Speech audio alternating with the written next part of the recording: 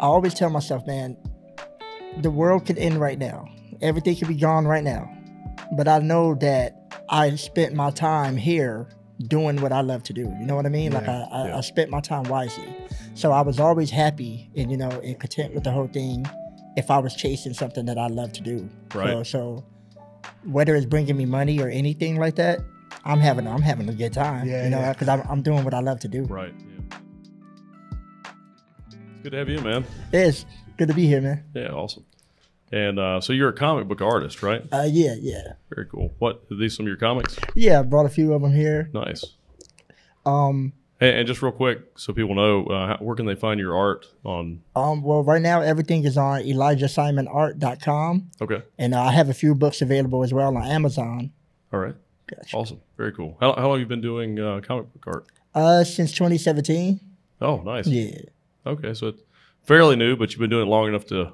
Yeah. It's well, it's still kind of new to me. You know what I'm saying? Because every year, we're kind of dropping newer content, but right. It's still kind of fresh. It's not like I've been out trying to do this for so long. You know what I mean? And I'm sure you've always been an artist. So. Oh yeah. Been an artist pretty much my whole life. It's like a family thing. Oh, okay. Yeah, so it's like everybody in the family does art. So I'm normally teaming up with my two cousins. And like just the three of us were like a team or whatever. So yeah, it's just like in the family kind of thing. So it's like the whole family can draw. So, very cool. So both your parents draw, or all your parents? Or well, yeah. My mother, she draws, come from her bloodline. Okay. And then our grandfather, he was an artist. Nice. Before he passed, and all of my brothers, they can draw. It's like a family thing that everybody can do it. Is it very drawing? Cool. Any painters, musicians? Yeah, so my grandfather was he was a painter. Oh yeah. Yeah, so it's like it's pretty cool though. It is A cool. lot of artists in my family too. My dad's an artist too. So yeah. Nice. Did you are you able to draw? Oh yeah, I've drawn my whole life. Oh man, it's awesome. I've always had like the combination of art and an interest in business. So like when I was a kid, I would draw drawings and then put prices on them, Nice. sell them to family members. Nice way to profit off of it at Yeah. an early age. Well, we were poor, so it was like Right. you had to try to make it. You had to keep the prices low. Yeah. Good. They were well priced. So what was your childhood kind of like? In what aspect? Like what inspired you the most to pursue art as you were growing up? And to be honest, I really think art was like a form of like escapism. right. You know what I mean? Because I kind of grew up in we didn't really have a lot. I was homeless twice. Me and the whole family and everything. So it was like whenever I didn't have anything, I had art. Yeah. You know what I mean? So it was like it was a way to pass time. During a lot of the rough times or too. So I just did art, man. Just stay busy. Yeah, dude. I've never really thought about it that way, but that makes a lot. That is true. Like when you're a kid and you're drawing a lot, it's like you get in that flow state, and it's sort of it's an escape from whatever you're dealing with in your normal day-to-day life. Yeah, it was always like that. Because even being like young or whatever, and I'm like, let's say I get in trouble in school, and I'm in like ISS or something like that. I'm just gonna draw to pass the time, man. Right. I'll get through this with my art. Or even in class. Yeah, even in class. My notebooks were full of drawings. I would draw on the desk. There's a lot more drawings in my notebooks than work. Right. So, For sure. yeah. Yeah, man. That's awesome, dude. And so you pursued it. You kept. Oh yeah. You stuck with it. That's good. Yeah, because it was one of them things. It's like it became a passion. It went from killing time to being like, hey, I can make some characters, or hey, I can do this, I can do that, and trying to elevate as well. Right. You know what I mean? So it was like, and then I was watching stuff on TV as well, and I'm like, man, I'll be watching it, and I'm like, what if they would have did this, or what if they would have did that? And I was like, you know what? I'm gonna draw that. And I'm gonna create that. And I just started making my own characters and making them do everything that I said that this show should have did, So I love that thinking because a lot of times people will watch a thing and they just be like, I hate this, fuck it.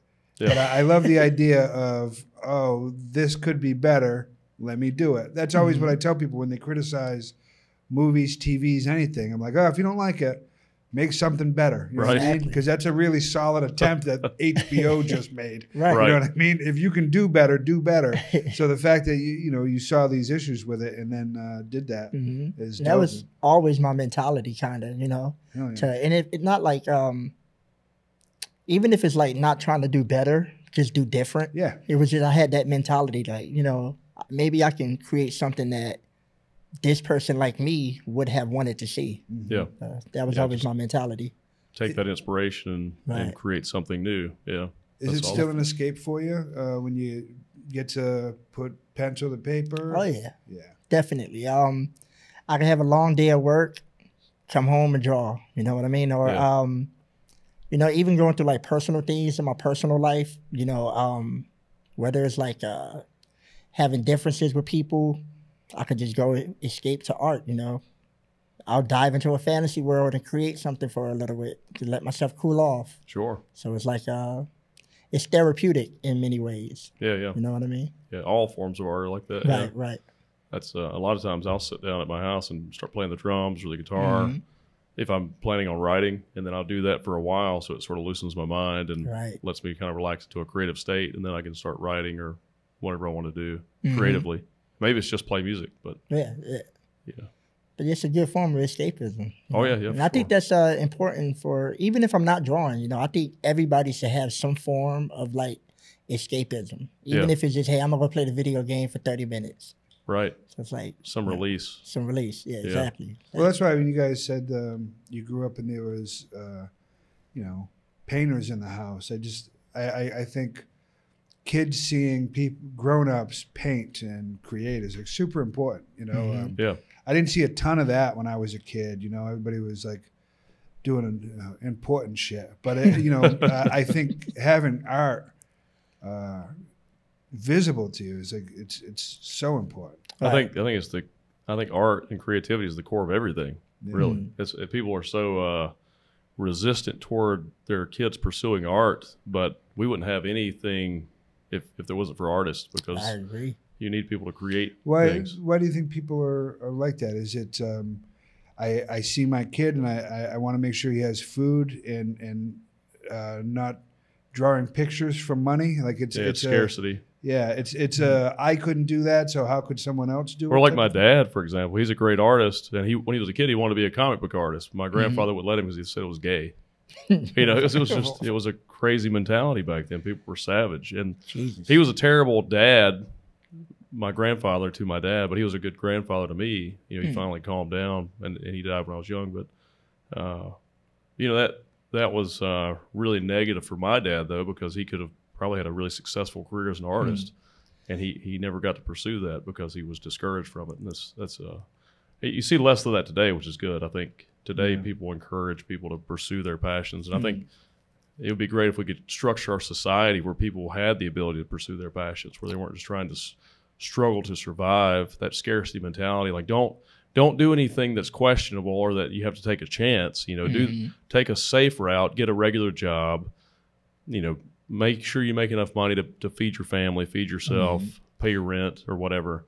But that's not really a life. Then you just end up being a servant to some corporation or some job, and then you just do that your whole life. And I've seen it with a lot of people, and they finally retire, and that company they work for, whatever they were doing, it just sucked the life out of them. And then by the time they can finally have a little bit of time with their family and friends, they have no energy left. And I always be like, are you truly living? Right. By working for whatever corporation. Doing some mindless job. Are you truly living? Or are you going to have a passion or something that you actually love to do? Right. So in 2017, when you make the decision to start chasing that a little more aggressively and going after that, was there any of that in your head where it's like, well, how am I going to eat and pay the bills and all that? There's got to be some. Yeah, it was a lot of that going on. It was a lot of fear, but at the same time, it was like I always tell myself, man, the world could end right now. Everything could be gone right now. But I know that I spent my time here doing what I love to do. You know what I mean? I spent my time wisely. So I was always happy and, and content with the whole thing. if I was chasing something that I love to do. Right. So whether it's bringing me money or anything like that, I'm having a good time. Yeah, you know, because I'm doing what I love to do. Right. Yeah. That's something I think young people need to understand is try to construct a life, no matter how difficult your life is, trying to take on a lot of debt and things that will hold you back and sort of tie you down where you have to struggle really hard just to survive. Try to construct a life where you have a little bit of time to figure out what you're good at and pursue those things and invest time in your talents. And that way, hopefully that talent can become your career. Right, exactly. Yeah. And that's great. How many hours a day do you spend doing your art? Doing art, I try to get a minimum of like 5. You know, that's great. Because sometimes I'm on the go, but I like to spend those super early hours in the day where everyone's asleep, no one's texting my phone, nothing's happening. I like to spend those early in the morning hours getting a lot of art done. So I'll put my phone on like do not disturb, and I'm just going at it because I know no one's gonna be messaging me or calling my phone or anything. Right. So, and it's not even the lack of people calling and texting. It's the lack of expectation that I have to check my phone for it. That too. You know what I mean? That really is a big difference. Yeah, it's those early morning. So I'm a late night guy. I start winding down right about 10 o'clock at night, man, and I was up till 6 a.m. yesterday. You know, that 8 hours for me is the most productive time of my day in life. I get to. My phone could be anywhere. I don't give a fuck. I know nobody's, you know, if my kids call, it'll ring out loud. Otherwise, I don't even have to check it, which, so that makes a lot of sense, that early morning stuff. And late at night, too, you know, like it'd be like 3 in the morning. Yeah. I get a lot done. You know what I mean? It's like I could just focus, you know, I could just dive into that. Because a lot of this is diving into the world and becoming a character and creating a character. And I could just dive in, no interruptions, you know. It's the best time, man. It is. I mean, I'm an insomniac, too. I think a lot of artists suffer with insomnia. It's kind of a gift too, because I think those late night hours, your mind gets loose and you feel more creative and free to. You're less. You have less inhibitions at night, so you're not self-conscious or trying to overanalyze things. You're just loose, and you can be more creative. I agree. But there's something nice about the morning. I'm rarely up really early, but when I am, it is nice. Like if you're up at 4 or 5 in the morning and it's still dark and it's quiet, there's like a certain peacefulness. It's nice to sit down and write a little bit. Or right. Yeah, it's a cool time also. Oh yeah, for sure. How many hours a week do you spend working at a job?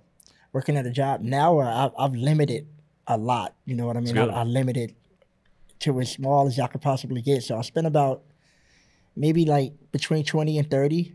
Okay. You know, because I have like the type of job that I do is kind of like on call. I don't really have to be there as much. You know what I mean? So like a good between 20 and 30. Like if I needed more, then I can aim for a good 40. Yeah. But I try to keep the bare minimum. This is exactly what I talk about when I say that it would be great if we could structure our society where people that work entry-level jobs could just work 20 hours a week, maybe 30 hours a week tops. Right. And that would be enough to provide them with a decent life, all their basic needs. And then they could pursue other things that they're interested in that really, when someone finds out something they're good at and they can pursue that thing, that's really where they add value to the society. Right. Yeah, and that's good. That's great you're doing that, man. Yeah. You've created a good construct. Yeah. And it, like I said, it was something that I was trying to I had to shape it and mold it. I didn't just wake up one day and just have it set up that way. Yeah. I had to kind of create like a plan in my head, like, well, how can I get my life to this point where I can work 20 hours and still be able to pursue this way more? You know what I mean? Like, was that previous to 2017 that those thoughts kicked in, or was that once you started in 2017? I gotta get to that point. Those thoughts were there since like 2013. I would be honest. How old are you? I am 30. I'm 30. 30, okay. Yeah, that's great, man. Yeah, back in like 2013, I had that mindset to kind of, because that's not when I really first got on my own. You know, I was 21, and I was just like, this is cool, working this job and everything, but it's taking up all of my time. I can't draw anything. I can't do anything. All I'm doing is working. I was a manager at a pizza place. So it was annoying.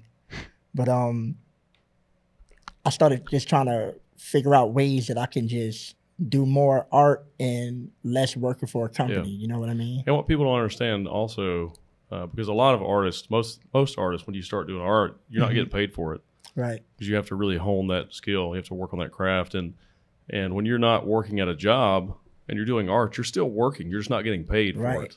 It's still work. It's a lot of work. It's hard. Oh, yeah. Yeah, and you got to put those hours in to get good at it. Like if you only have 10 hours a week, and that's a stretch a lot of times if you're working a full-time job. If you only have 10 hours a week to practice your trade and get good at the craft, it's just not enough. No. It really is that 4, 5, 6, 7, 8 hours a day, that total immersion. And we're all artists, so we know that sometimes if you don't have anything else to do and you can actually just keep working on your art, I mean, sometimes we'll work for 15, 20 hours. Oh, I get lost. Yeah. You just wake up 2 days later. Like, you have a headache and you're hungry. You feel terrible. Yeah, but that shit is done. Yes. Right? Yeah, dude. And it's rewarding. Yeah. Totally worth it, though. Yeah, totally worth it. I wouldn't trade that back. I've had 18-hour sessions where I came out of it and I was, woof, and it was like, I wouldn't trade that feeling. I wanted the dry eyes and the splitting headache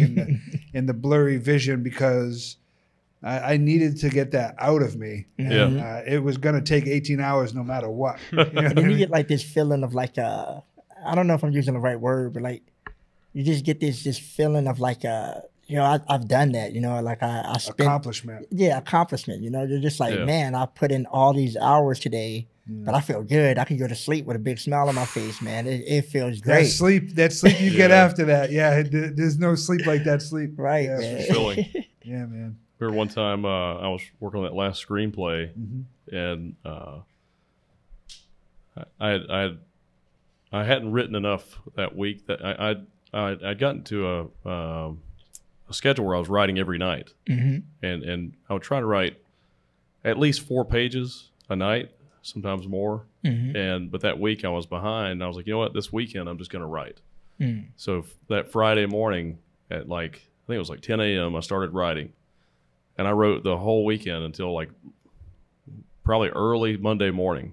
And I would take breaks to eat or occasionally eat and then take showers. But I wrote for 40 hours over just a weekend. Wow. And it was amazing. Yeah. It was exhausting, but it was incredible. I was like, wow, you can actually do a lot. There's a lot more time than people realize. Oh yeah. You just have to fight your body because your body's like this. I think of my body as like a consciousness transport vessel. Because there's you, the observer, that's always observing, and then this body just wants to do all these things. It wants to eat food, and it's always trying to be lazy and not do things, and you have to constantly encourage it to move and do stuff you want it to do, and fight against it. And then you have anxiety and depression and all this other shit that goes on top of that, and so your body's just operating this body is a lot of work. Right. But if you can. And I think that's part of the flow state is when you finally get control of this thing and you start creating cool shit. It's like, oh, I've got it. I've got my hands on the reins now, and it's doing what I want it to do. But then, when you start struggling with food or anxiety or depression, you start feeling your body start to absorb you and start to take over your mind, and then your mind's just sort of like this passenger on this runaway machine. And so I think that's part of the pleasure in the flow state is you have full control over your machine, over your body. You mentioned about having a lot of time, that people have more time than they actually know that they have. I have recently did a social media detox, and I was completely off social media. I wasn't using anything. I deleted my Facebook, Snapchat, all these different apps that people just have. So stressful. Yeah. Right. But then I started realizing I have a lot of time. And it was I'm not looking at my phone constantly just going and going and going and going. Just the endless scroll. You get caught in that scroll. You're just scrolling. And it's a waste of time. Right. Such a waste of time. Yeah. Especially with something something like TikTok. Now they got that built in. I deleted it off my phone. To Instagram has its reels and stuff like that. You can get lost in that stuff. You can. So I deleted all of it and got rid of it for a good 2 months. And I had a lot of time to just focus, and just draw and do other things. You know what I mean? How did you get back into social media? Was it easier to get back in with a moderation after you did that? Yeah, I think like quitting everything, like I just woke up one day and was like, I don't want this anymore. I just got rid of everything. But there were some social medias that I felt like I was addicted to. Like Facebook, I felt like I was addicted to this virtual world. Yeah. So I deleted that completely, and it's like I'm not coming back to that. I'm okay without it. Nice. Same with like Snapchat and stuff like that. But something like Instagram, you know, I follow like a lot of creative people. Yeah, me too. Yeah. So that's all I want to see is creativity. I don't want to see what you have for breakfast. I don't want to see I don't want to see all this unnecessary stuff. Yeah. I just want to see creative people doing creative things that help inspire me. Yeah. So I can have an Instagram and not be distracted. I like Instagram too. It feels like the best algorithm for productivity, and it's not as addictive, and it's also less invasive to me. I think Instagram is more. It does show you a lot of the stuff you're interested in. So all my newsfeed is all artists. Right. It's all artists and musicians and stuff. And then it's also easier to just get off Instagram. Yeah, yeah. Like I can just check my the heart. You know, like it shows all the activity, and then if I have any messages, and then. I don't even have like the desire to constantly scroll on Instagram. Exactly. So Instagram's a little addictive for me. It's the only one I have, you know, because I did the same thing. I got off of all the social media a while back, and it's funny when I deleted all of them is really when I had to like deal with my depression and shit. Because previous to that, I didn't have any time. You know what I mean? Yeah. I was so stuck in this, and every time I had a down moment, it was this and checking in with all 5,000 of my friends, and you get all of these people out of your life, and now all of a sudden you got some extra time, and you have to sit with yourself. And I think that's one of the big issues is we don't want to sit with ourselves and sit in these thoughts. And we're on social media, and we think everything has to look like it looks on there, and everything has to be good. I always have to be happy, and we have a real problem where we think we have to be doing shit and happy 100% of the time. Happy is like 12% of the time most. If you can do 12 to 15% of your life happy, you're fucking winning. You know what I mean? And we make it look like it's 100, but it's so many other things. But when I get on Instagram, I can get locked in on there and just staying in. So I really do have to like force myself out of it. I like the way Instagram has on the reels. After you scroll through about 6 of them, it'll stop. It'll give you like a break, and if I ever get stuck in that scrolling loop, when I get to that stop and it gives me a break, I'm out of it. I'm like, oh, what am I doing? I'm wasting time. I should be doing something productive. Yeah, it's a little bit of a discipline. It's an interesting thing though, especially being a creative person. Not wanting to be on social media is like incredibly counterintuitive because. Here I am in a studio trying to get people to watch all my. I'm trying to get people to watch all my shit. But we love you, YouTube and Spotify. We would never delete you. I mean, I watch a lot of content on YouTube and stuff, but I try to make sure it's stuff it's going to benefit me in some way. It's something it's people I can learn from, or it's informational content. Well, quality content. I was kind of looking like it could be a bit like contradicting to leave social media, but then to come back to social media. But then it's like. I started looking like, okay, if I'm going to be on this, I want to be on it from more of a business type perspective and less of a personal perspective, you know, because I was just chit-chatting with family members on Facebook when I could just pick up the phone and call this guy in real life. You know, and then when you have to call them in real life, you end up talking to people less, you know what I mean? You realize that a lot of the friends I had on Facebook weren't really my friends. They weren't. I felt close to them, but we weren't close. Exactly. You know, and mostly fans for you, right? Towards the end there, yeah. But that's the thing is like, oh, this person I met at a show, we're talking every day. Yeah. You know what I mean? It doesn't make any sense. Like, no offense to that guy, but I have a limited amount of time on this earth, and I want to spend it talking to people I'm really close to, and so that picking up the phone was a big thing for me as well. Yeah. But I was just like, if I'm going to come back to social media, I just wanted to just be all 100%, you know, kind of like professional, trying to, have some type of business about what I'm doing. Spending my time on social media, you know? Yeah. It's just like less personal stuff and more professional Have you stuff. found that balance now? I believe I have, because like the only thing I really have now is just Instagram, you know, and all I do is post art. So it's like, I think I kind of found like a balance to where I'm not distracted as much by social media. There you go. You know what I mean? Yeah, balance is such a great word too, because it's moderation in everything in life. I think it's important to find the balance. You know? And too much of anything is bad for you. Yeah, I mean, like even today with our society, a lot of the recession we're in now and all the pain, the struggle that society is feeling is because there's an imbalance in the society. It's too top heavy. Right. You know, we need to something needs to pull down and rebalance the society. Yeah, I agree. And so that's great you found that balance. Oh yeah. It's also funny you talk about you know how you used to use social media to not deal with yourself. And that is a thing I've noticed too over the past few years. We're so inundated with information, and we're just overwhelmed with information. It's difficult to just be quiet.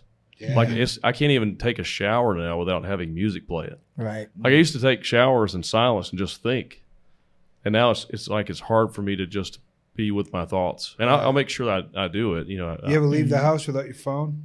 It's a real moment of panic. Freak out, yeah. Fuck leaving especially for me. Fuck leaving the house without your phone. You ever go to the bathroom without your phone? Oh, that's the You know what I mean? I got to sit here with me. The whole thing, man. No, yeah, it's the worst. Yeah, dude. That's crazy that I can't just spend 10 minutes alone with me. But this is part of my brain too, I think. Yeah, I know you think that. Yeah. It's an extension. Yeah. And you know, I do think that's great, but I think there's something missing when we can't be in silence for a little while with ourselves. I think that's fundamentally a problem. I think we're. But see, I was able to like increase that once I did that social media detox. It was like I had a lot of moments to just be by myself or leave the house without my phone or just go for a walk. I'm not going to bring anything with me.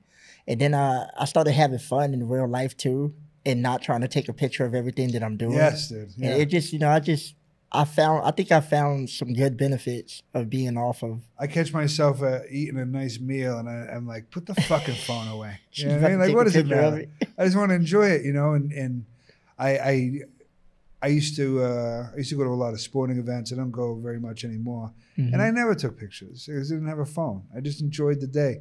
And now when I go out, so there's a balance there, right? Like I want to make sure I'm in the moment. I want to put my phone away. But also, there are moments that I really do need, you know, every now and again I meet someone. I used to meet a lot of people that I was, you know, big fans of, and I would be too cool to take a picture. And then, you know, some of them started passing, and I really realized, oh man, I wish I would have had that picture. So now my rule is take that picture and leave the rest of them alone. You know what I mean? Right. Like I don't have to. I don't need to remember the meal I had on March 12th. You know what I'm saying? It just doesn't mean anything. So. Right. As you're going around and getting the comic books in front of new people and the conventions and things, there's always interesting people at those places. Have you met any of your influences, the people that you grew up kind of really admiring? Not really. Not really. No. Yeah. But I've met a lot of people that I'm glad that I know now, though. You know what I mean? Like, because I didn't really have a lot of people that I could look and be like, oh well, you know, I'm influenced by this person or that person or this person. But it's like now I met a lot of people that I can say, hey, that guy right there got his stuff together, and I like how that guy works. Right. You know what I mean? So it's like, now I could run into him again, and I'm like, oh man, I'm excited to see that guy. Let's take a photo. Yeah, there you go. You know what I mean? Like it's a new inspiration. Hell you know what I like mean? That. That's cool. Yeah. Do you how often do you spend time trying to learn new techniques and new to add new things to your art?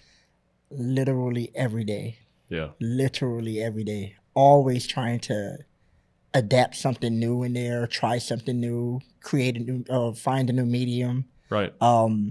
Even more so recently, I was taking my characters and trying to turn them into like a 2D video game. Oh, okay. You know, and I'm like, man, it'd be so amazing if I had like a 2D video game where you can hear the character voices and you're not just reading off the paper. Yeah, you're playing a video game.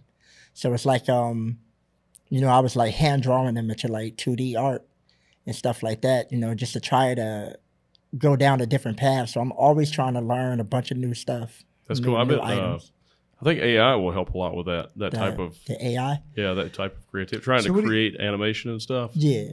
Yeah. So what do you think about the AI with people using that to draw and create art as a physical artist? I just know like on my side of like the artists, I can't speak for everyone in the community, but just like the circle of friends that I have, you know, and I will kind of include myself with them as well.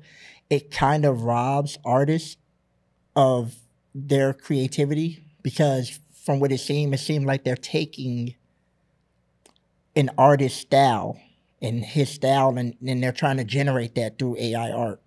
And it's like, why not go to the source, you know? And it's cutting off a lot of our market. So instead of people trying to come to us to get original art created, they can just go pay a few dollars for this app and have something generated, you know, on like, fly. Hey, create me this in Elijah's style. Right, you know what I mean? So it's like it takes away from us. It eliminates us, you know what I mean? It's like yeah. Let me share my perspective on this. I have a very different perspective. Yeah, on this that's why I asked. I think it's interesting. Because I'm also a science and technology nerd. Yeah, I fall just so you know, I fall a little bit more on that side, and this is a conversation we've had a few times.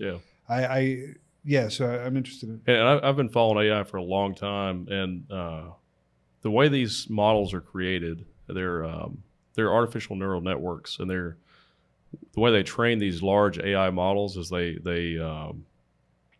train them on billions of weights of data over several months. And it's going to be trillions of weights soon. It may already be. And so it's just tons of, specifically the art models, but all the different models, language models, art models, they train them on these billions or trillions of weights of data, of information from, you know, all over the world, all types of books and artworks and essays and scientific papers and just everything. And so I look at AI as sort of, AI is us. It's an extension of humanity. It's taking all of humanity's ideas and training this super intelligence with all these ideas, because it's the same thing we do. So AI learns the way a human learns. It's just way more intelligent than us. Right. It's way more powerful. Like an AI, like a language AI, like GPT-3 you can have a better conversation with GPT-3 than you can most humans. But while you're having that conversation with that AI, it's also having a conversation simultaneously with a million other people, and it's speaking 3 million words a minute. So it's so advanced and intelligent, it's hard to comprehend the level of intelligence that is. And then with the AI art models, it's exposed to all these different types of art, just like we are, you know. But it can retain a lot more information than we can. But it learns the same way humans learn. It's exposed to some type of creativity or artwork. It examines it. It learns from it. It gets inspiration from it, just like we do. So, like if I have certain artists that I like, then some of their work will show up in my work. You'll see that inspiration from that other creator that's coming through my art, my expression. It's like I always say, the idea thing, like my ideas are not my own, but all of our ideas are ours collectively. Right. And because that's what you are as an artist, you're just expressing ideas, and sometimes you don't even understand all the ideas you're expressing, because we're expressing millions of ideas, millions of people's ideas, and that's what AI is doing. So a lot of people, they're confused, and they think that AI is taking pieces of people's art and then compiling it together to create artwork, but it's not doing that. All of that data that it was trained on is removed from the system. And then when it creates a piece of artwork from a prompt, like you say, you know, create this piece of artwork that looks like this and maybe in this artist style, and make it photorealistic and this type of resolution, that sort of thing. That AI is taking that input that you gave it, and then it's expressing that image based on its knowledge of what you're telling it to express, of what it's experienced already. And so it's really no different than if I wanted to paint a painting and I wanted to paint it in the style of Monet or so I understand though that and all the benefits that go along with it and all that. But to his point, well, so if you wanted to draw his style, good luck. You know what I mean? You could try to draw his style, but you wouldn't necessarily do it. If you wanted something done in his style, you'd have to pay him as the artist. Right. Right now, if you have an AI that can create something in his style and then I don't have to pay him, do you see how that affects artists and their livelihoods? I think right now what we're experiencing is this drastic change because technology is exponential, and we've reached a point of technological advancement that it's changing so rapidly that it's overwhelming. It's hard to even comprehend the rate of change of technology. And I think ultimately it's going to be a positive thing. I think technology typically decentralizes power. And it creates more opportunities. And I look at these AI art models as a new medium for art. And I don't think it's going to take away from regular artists because I think there's still a lot of value in, as a human, purchasing art from another human that's created something that maybe I can't create or just something I really appreciate that's different from the stuff that I create personally. And I don't think that's going to change. Are you seeing that happen? Are you seeing artists lose a little bit of money with these things coming up, or is it a worry that you have? It seems like people are less interested in trying to get an artist to pay for a self-portrait, or I mean, not a self-portrait, but like a portrait of themselves, or hey, can you draw me in this one? People are. It seems like they're skipping over that, and they want less of that and more of the AI stuff. So that's so it could kill a business potentially. Yeah, let's focus on that specific aspect of it. I think as an artist, I think you should be looking into this technology to use it personally because it's not going away. It's going to. Oh yeah, it's here to stay. Yeah, it's definitely here to stay. So I think as an artist, I think from what I've seen, the artists that are using the AI art models are producing better artwork than regular people because you're still an artist and you still understand what you're trying to express. You have this, most artists are more creative than the average person. You also spend a lot of your time, maybe most of your time, being creative. So you understand what you're expressing. You also, when you understand what you're seeing, when you, like if you type in a prompt and it produces something, you're like, oh, that's not what I want. And then you know how to explain and articulate what you're trying to create. So I think that's going to be a change. I think it'll be. So if you're an artist who's not tech savvy, shit out of luck? Not necessarily. I think there's always going to be a place for regular artists too. And I think people that really appreciate art, most of the people that buy art, they appreciate the art that's coming from a human. And also I don't think that AI is necessarily not human either. I think it's all of us. I think it's a collective of humanity. I think I stand on the side of the fence of I'm not threatened by the AI art. And I think a lot of people are getting threatened by this. And I'm like, it's a thing that exists, but I'm not threatened by it, because it's from what I'm seeing, I see a lot of people doing the same thing. You know what I mean? It's like a lot of people are generating these pictures that look very, very, very similar. Yeah, they look similar, yeah. So as an artist, we're always trying to change and advance and adapt. Yeah. That's just what we naturally do. It's our territory to do that. So I'll go further away from how that looked and down my own lane to try to create, you know what I mean? To try to create a different lane that can't be generated through this AI app. Yeah. So or you work with the AI and it still has your style to it. Like that's a thing I hadn't thought of. The correction that comes from that.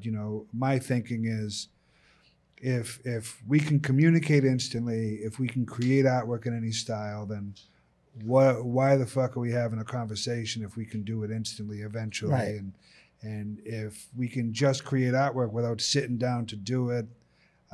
So those have been my issues. But the idea of a correction that comes on the side of people is an interesting thought for that. I think we saw a little bit of it with digital cameras. When digital cameras came out, everybody became a photographer. Right. It doesn't mean they're a good photographer. The pictures might look pretty, but because the camera is awesome. That's fair. But there's still a composition that you have to create. And I think you need the eye of the artist, the experience of a professional photographer that is an artist to create really good photography. It's not just about special effects and filters and all this other stuff. It's about creating a beautiful composition and, understanding color theory and all these principles and elements of design and art that a really good photographer can do. Nobody can just pick up a camera and create that type of photography. And with the AI, as these systems are so advanced, you can even do create a photo or give it a photo and say, make this look like this photographer's work, and it'll do that. But I just think that photographer, though, can work with that AI and then create something really profound. So you're more so talking from the aspect of, because I'm more so talking about non-artists using AI to create art. I'm talking about both. Artists. I think there's a place for it for artists to use AI to create more. I think there's a place for it because for the longest, you had traditional artists that was looking at digital art. Like, hey, what is this? It's cheating. You're cheating. Yeah. You're not really painting how we paint. Which is crazy. You know what I mean? But then it's like digital art over the time became accepted. Yeah, it's a very difficult medium. Yeah. Right. So I feel like maybe in another 10 years, 5-10 years, it's 15, for sure, yeah. AI art, there might be a place for that. You know what I mean? Yeah. Well, that's when it gets into exponential stuff too. So I think, most AI, like the leading AI experts, believe that by 2029, 2030, AI will be fully sentient, fully conscious. And that's a different thing. Like that's a super intelligence. So, and also, this shit's so crazy. Yeah, it's insane. It really is. I love that you say that though. You're like, yeah, this is insane, but I can't wait. You know what I mean? Because I can see it. I can see the structure of how it works, but it's so unimaginable. Yeah, it just seems it's like magic. But it's it's also so society altering. It's a disruptive technology. So it is a disruptive. I'm a business guy too. I'm an entrepreneur, a serial entrepreneur. I've owned a lot of companies. And 15 years ago, you had about 15, 20 years to learn about disruptive technologies and see where they were going to change things. Right. And you kind of you can kind of navigate your business and redirect your business to accommodate for those disruptive technologies. So you can sort of take advantage of those technologies. But today you only have about 5 years. To know about disruptive technologies. Next year you only have about 2 years, and then the next year you'll have 5 minutes, 5 months, maybe, and then it's going to be every hour. By 2030, disruptive technologies will be created every hour, and you won't be able to keep up with it. You'll have to have an AI assistant to help you navigate reality because it's going to be so advanced. Clippy. Yeah, but it like Cortana on Halo or something. It'll be a conscious being that helps you navigate your life and helps you create your art. And I think once it reaches that level, that AI doesn't experience time like we do either. It has infinite amounts of time because it can do thousands of years of thinking and research and development in minutes. It's going to get to the point where it realizes it doesn't need us pretty quickly. I don't think so. I think it is us. I think it'll just. If it's going to eventually get to that point, which it absolutely will. Yes. Yeah. That it's going to do it fast because instantly it has so much time. Yeah. Yeah. As soon as it becomes fully aware. I'm glad I won't be here. It won't be long. She said, well, but I think I stand by what I said. I think what it'll do is it'll solve most of our problems as a society, and I think it'll start showing us how to merge with it. Mm-hmm. And I think once we merge with it, we'll have those same abilities, and it'll be a symbiotic relationship, just like you are with your body. Right. You have a symbiotic relationship with your body.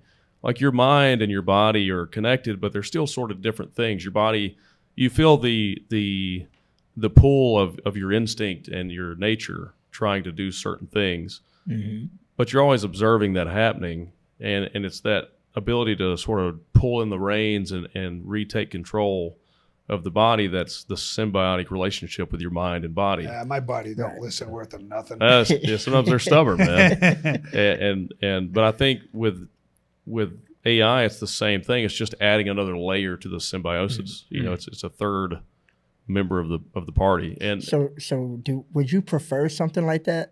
To have something like that exist, or would you prefer to keep things kind of the way they are now? What about you? How do you answer that question? I mean, me personally, I think I wouldn't really want that. I can see how it could be helpful, to have something constantly working for me and helping me, you know, to adapt and do things. But when you've been doing something for so long, one way, get off my lawn.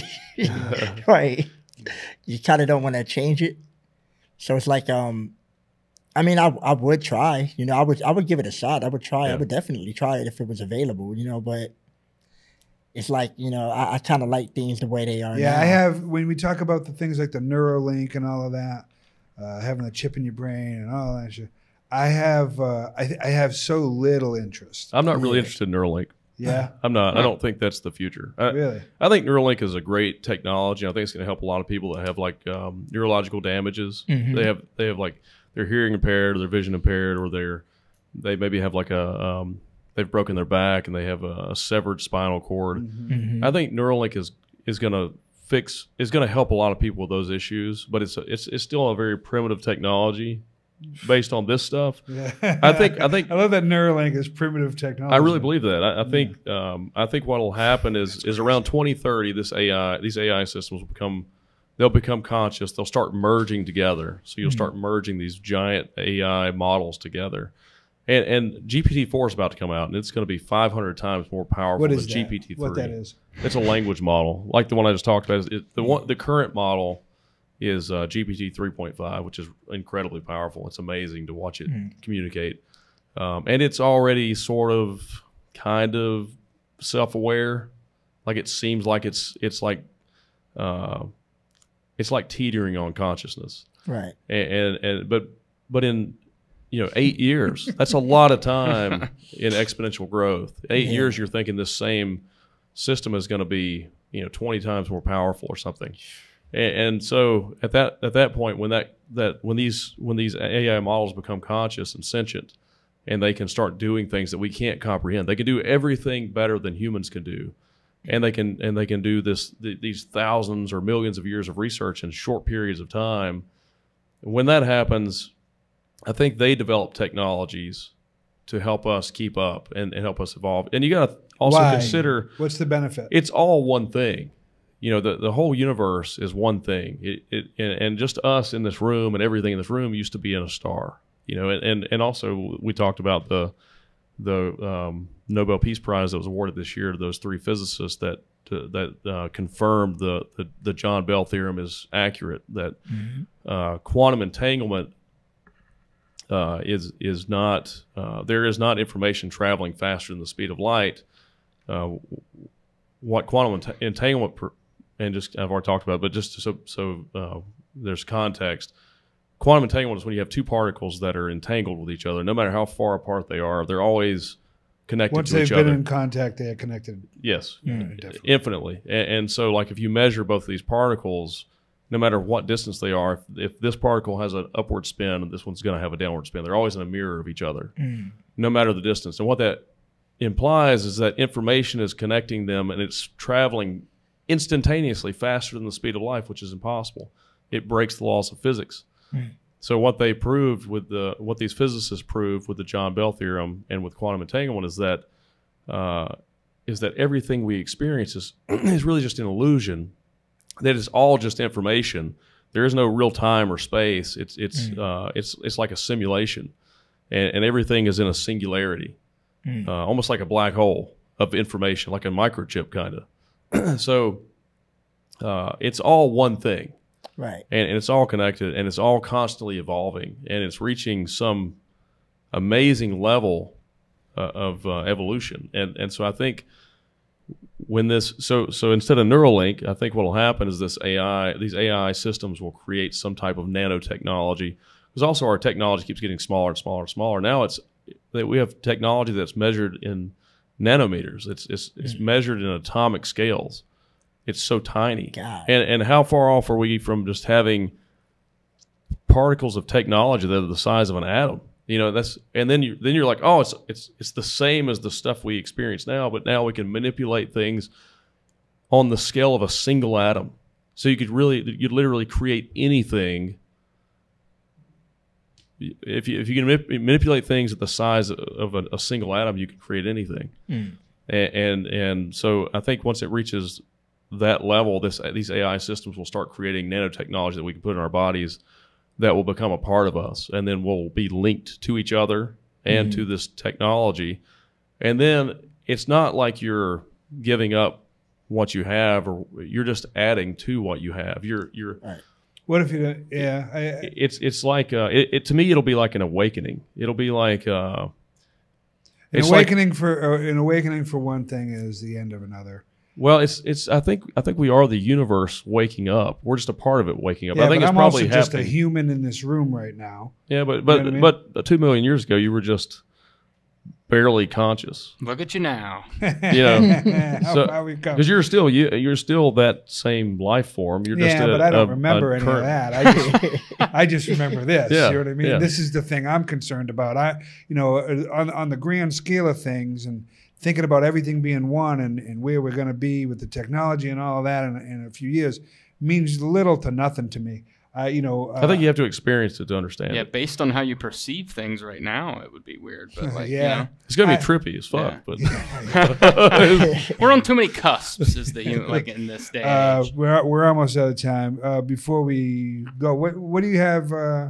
What do you have coming up? What's next for the artwork for you? The comic books. Where are you? What are you doing? And Right now, I'm working on a remake of my first book, and the plan is to try to have like an official like release in stores. So I want to go nice. as professional as possible. I don't care how long it takes or whatever, but I want to try to, in whatever way possible, to mass produce the book and have it in stores somehow. Yeah. Well, I own a comic book store too. I didn't know. Yeah, I me and didn't another talk to guy you own about the that. Comic Dimension in Greensboro. So Which one is it? It's the Comic Dimension. Oh, the Common Dimension. Wow. Yeah. so That's you're looking dope. at trying That's to figure out like distribution and stuff like that. Yeah. That's where- Pretty much. Like I'm ready to. It's like I had 5 years of like testing out how to create a comic, how to do this, how to do that, how to So the And, remake really is a fine tuning of the thing that you already loved and just doing it Well, it's like with different resources. it's like fine tuning. It's this book right here, and it was like all in black and white and everything. But Yeah. it's like I'm about to redo it, but it's like I'm adding so many different like scenes and characters that were never there. All the dialogue is different. A lot of the stuff is redrawn. Oh yeah. It looks like a completely different book because in many ways it is a completely different book. You know, I made that. That was my first ever book, and it was like I felt so limited when I was making it. Well, you were. You had you had the things that were at your disposal, and now with 5 years of experience, it's Right. a different opportunity. Yeah. Mhm. And this is still very cool though. Thank you. Yeah, dude. I mean, just to think of being a kid who loves comic books, and then to me having it in the bag and on the board, that's got to be pretty fucking cool, man. It's a wicked feeling, man. It's very humbling too. But Yeah. it's a wicked feeling. It's awesome. Thank you. And then you have people who dig it, and I'm excited for you, man. I'm happy for you. Hmm. We sell a lot of graphic novels too, and so yeah, when you finish it, just let me know, and we'll buy some from you and put them in the store. Gotcha. Definitely. Yeah, I love to support local artists. Oh yeah, for sure. Yeah, that's great. And I appreciate the opportunity to do something like that. Yeah, for sure. But that's pretty much like my main goal and plan as far as like the first half of the year for 2023 is what I'm speaking about. And pretty much to just keep improving, and I'm trying to really expand more. I'm ready to try to market a little bit more because it's like from an artistic standpoint, there's always room for improvement, but it's like I want to learn the marketing and business side just a little bit more because it's kind of hard to stretch out to find an audience and things like that. It's not easy, Right. I don't know what I'm doing half the time. I'm just winging it. Yeah. And it's kind of hard to be the artist that try to turn to the business person because I'm just, when you're an artist, you're always at home drawing. You're at home. Yeah. But it's like you got to step out and, try to become like a And it's the opposite end of a spectrum, which is interesting because you are on that spectrum. He's both. Yeah. You do have to be an entrepreneur as an artist, though. Yeah. You have to. It out. It's just a thing that I'm realizing that you have to butt into it. What is some advice you give somebody like that who's, clearly good at what he does and now has to go into that other aspect that he's unfamiliar with? What's a thing? I think it's good to work with mentors. Find somebody that's successful in business or preferably somebody that's an artist that's also successful with the business of their art. All right. A good guy to reach out to would be Marcus. I think his name is Marcus the Visual on social media, but it's Marcus. What's his last name? I can't remember his last name. Really good artist. I do know who he is, and he's pretty local too, I believe. He may have moved to Atlanta. Yeah. But he's. I bet if you reached out to him, he would respond to you. Yeah. So in general, somebody who's Marcus Williams. Done the Marcus type Williams. of stuff that he's done and then had some success with it. Yeah, somebody that's where you want to be. Mm-hmm. Yeah. We actually follow each other. I've met him before. I think we were doing a show in I want to say it was like Augusta, Georgia. Oh, that's cool. I think it was in Augusta. I can't remember exactly, but I'm sitting at this table. Me and my two cousins were at this table. We look right over Marcus, right there doing his thing. I think he has family members as well that does it with him. Not does the art with him, but I think they write stories and stuff. I really can't speak for him. I don't really know. Yeah. But it's cool. I could try reaching out to him, and he'd be somebody like him would be a good guy to reach out to, or a good person to reach out to, because he's doing well. Right. And he's and that's where you're trying to do what he's doing. So that's pretty much yeah. And you're a good artist. Thank you. The work's nice, and this looks really good too. Mm-hmm. And you said you're redoing this. So. Yeah, I'm redoing that one, and it's going to be twice as long with way more characters, and it's cool. Yeah, it's exciting. Very cool. But yeah. Are you going to be at any trade shows or anything soon? I know there's one coming up in Wilmington. Okay. It's a convention down in Wilmington. I'm going to be doing that one probably in I believe it's in March or April, something like that. Okay, cool. When you go, you go with your cousins? Oh, yeah, definitely. Yeah, definitely. Do you guys have a studio here that you use, or just your house? Yeah, we're just at-home artists. Nice. Yeah. That's cool. I mean, I saw, I think it was a video of you drawing. Yeah. And you had a nice setup. Well, yeah, so I in my house or whatever, I dedicated one room to just, I just created the perfect environment for myself, so it's great. Turned it to a studio just to kind of create a zone to escape. It's my room of escapism. Right, yeah. Yeah. And it's a lot of work.